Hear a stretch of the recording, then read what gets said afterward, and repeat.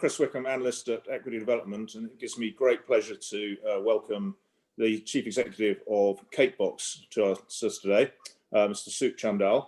And on Monday this week, Catebox announced a trading statement for the first half of its financial year, and the numbers were pretty good.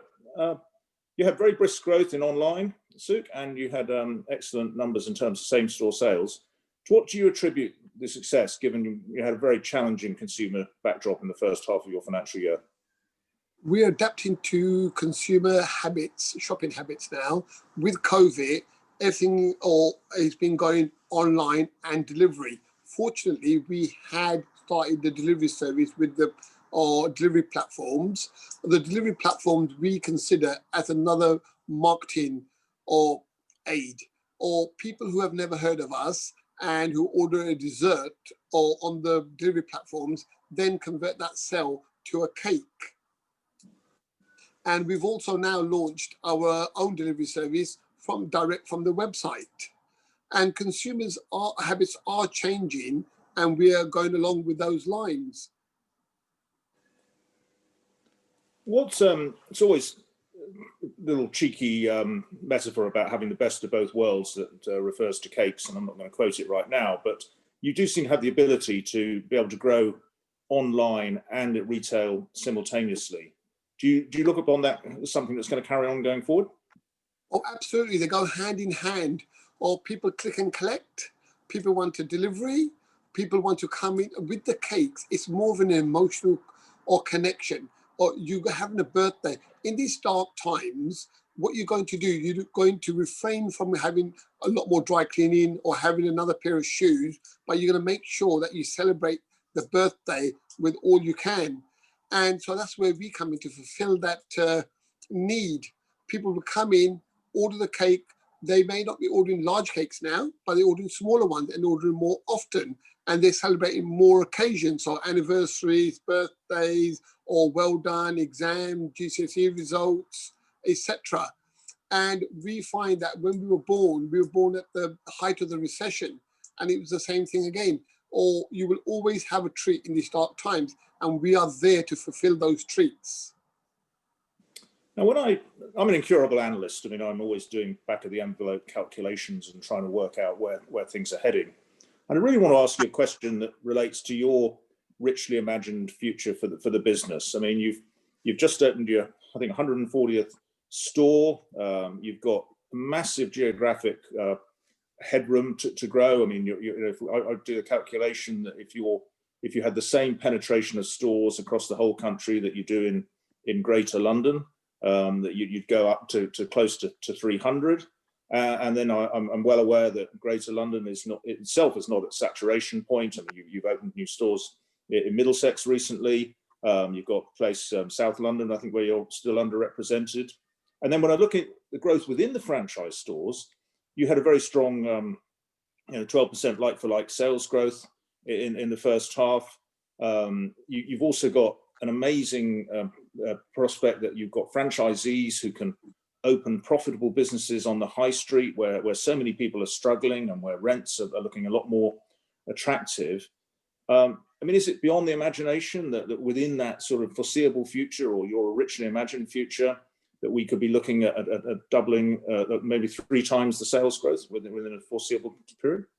Every cloud has a silver lining, and with any crisis, there are always winners and losers. And I believe that we are one of the winners because of the pressure on the high street.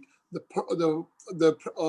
businesses who were not performing well have left, and that opens up lots of opportunities for us for better rents, more property in prime positions, and or that opens up to a lot more growth. Our ambition is 250, but we're mixing that with along with opening kiosks in shopping centres, which we started before the crisis and which we're going to continue to do so. We've just opened up in Sunderland, and we've just opened up our 141st store today.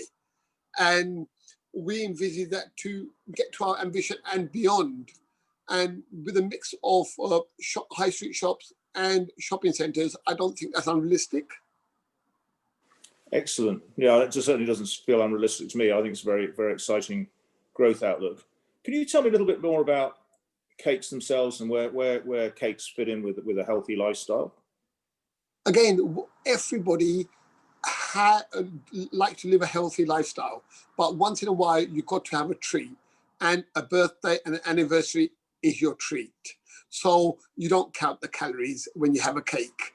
If you're going to have a McDonald's, yes, you may count it, but if you're going to have it every day, you would count it. But if you're going to only have it as on an occasion, you will throw all the calorie counting out the window.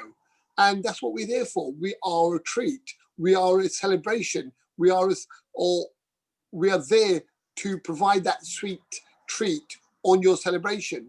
So I think the health, the sugar counting, the calorie counting is out the window when you have our cakes. Excellent.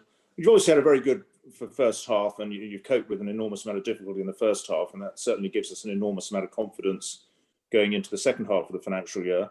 Could you give us a bit of an update, perhaps, or your feeling about the next 6 months?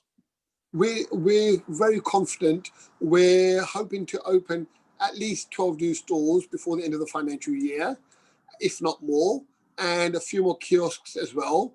Our sales are, like you said, the like-for-like sales are up. Sales in general are up. And because in these dark times, people will make sure that they have a treat.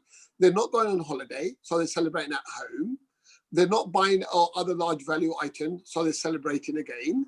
And I think that it looks really rosy in the next few months.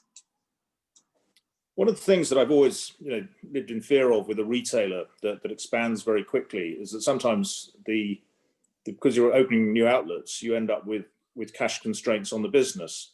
Now, clearly, you're operating under a franchise model, so you wouldn't be hitting those sort of constraints. So is it a case that you are able to basically walk and chew gum at the same time because you have the franchise model, that you don't hit these financial barriers? Absolutely. We are a very low capex model because all the capex is done by the franchisees. We're cash positive, and we think that cash pot will grow. Or we've paid, because of this and because of the increase in business, we paid back the furlough monies because we did not need them. And we reinstated the final dividend as a special dividend. And we have a progressive dividend policy, and we expect to pay a dividend on the interim results as well.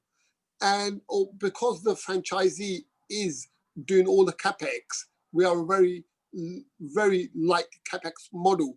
The franchisee takes the lease on, so we're not exposed to that. The franchisee pays for all the fit out, so we're not exposed to that. And it's more or less all the investment. So we are in a very unique position where we can expand without using any of our own money. We're heading into obviously there are a few more restrictions with lockdown and COVID, but at the same time, typically October, November, December are months associated with a number of holidays across the UK. What's your outlook, or what's your feeling about things coming up in the coming holiday season? We've seen, in line with the restrictions, the size of the gathering dictates the size of the cake, but they're celebrating more often. So we're not really worried about the restrictions in place. We're finding that people are adhering to them, and they're just celebrating in smaller groups. So I think that Christmas, New Year's will still carry on, but they will just be celebrating with the associated amount of members allowed to congregate together. Again, Sukh, thank you very much for that, and congratulations on an excellent first half and for giving us so many optimistic messages about the second half and then further ahead. Thank you. Great. Thank you very much for your time.